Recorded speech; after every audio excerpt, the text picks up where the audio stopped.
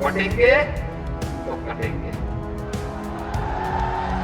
देखकर मेरे जुनून को नाज फरमाते हुए मौत शर्माती है मेरे सामने आते हुए। कटेंगे तो कटेंगे, एक रहेंगे तो नेक रहेंगे। ये पैगाम देना चाहता था कि ये मुल्क जितना माथे पे तिलक लगाने वाले का है, सर पे पगड़ी बांधने वाले का है, उतना ही ये मुल्क चेहरे पे दाढ़ी रखने और सर पे टोपी पहनने वाले का भी है। अकबरुद्दीन ओवैसी का ना तो अंदाज बदला ना ही अल्फाज, लेकिन जूनियर ओवैसी के तेवर ऐसे बदले कि हर कोई देखता रह गया। इसीलिए अकबरुद्दीन ने 12 साल पहले हैदराबाद में जो बयान दिया था, उस बयान की याद औरंगाबाद में दूसरे अंदाज में दिलाई। अकबरुद्दीन ओवैसी ने अपने भाषण में एक बार फिर से 15 मिनट का जिक्र कर दिया।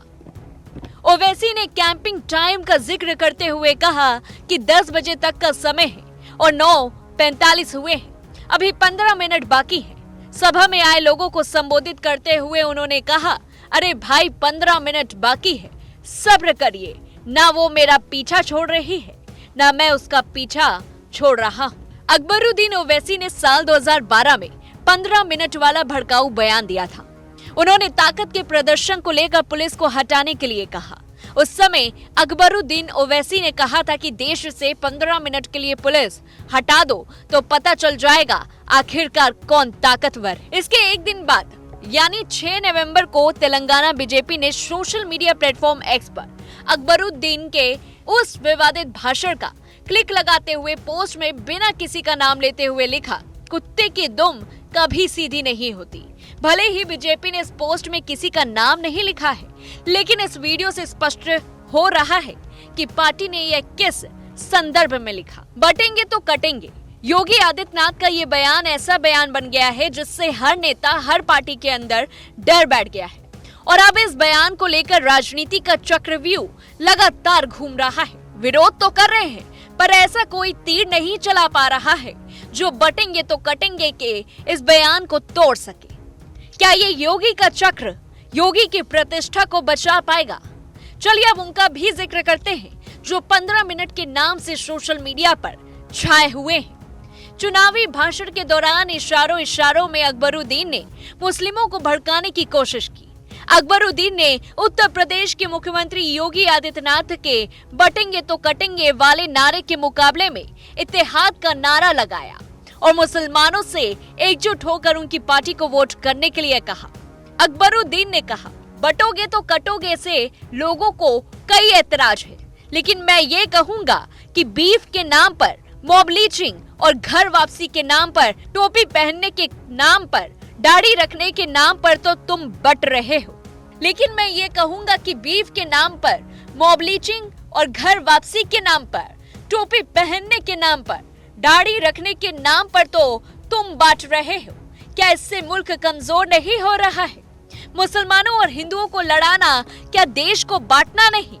मैं अकबरुद्दीन ओवैसी एक मुसलमान कह रहा हूँ कि नरेंद्र मोदी और योगी हिंदुस्तान जितना आपका है उतना ही मेरा भी है। ओवैसी के संभाजी नगर में चुनावी प्रचार के दौरान दिए गए विवादित बयान को 12 साल पहले के भाषण से जोड़कर देखा जा रहा है।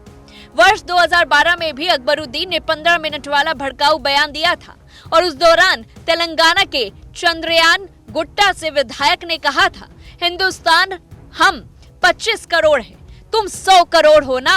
ठीक है, तुम तो हमसे इतना ज्यादा हो। 15 मिनट के लिए पुलिस को हटा लो, हम बता देंगे कि आखिरकार किसमें कितनी हिम्मत है और कौन सबसे ज्यादा ताकतवर। अकबरुद्दीन पर इस विवादित बयान के लिए केस भी दर्ज हुआ था और वे जेल भी गए थे, लेकिन बाद में कोर्ट ने उन्हें संदेह के आधार पर बरी कर दिया था।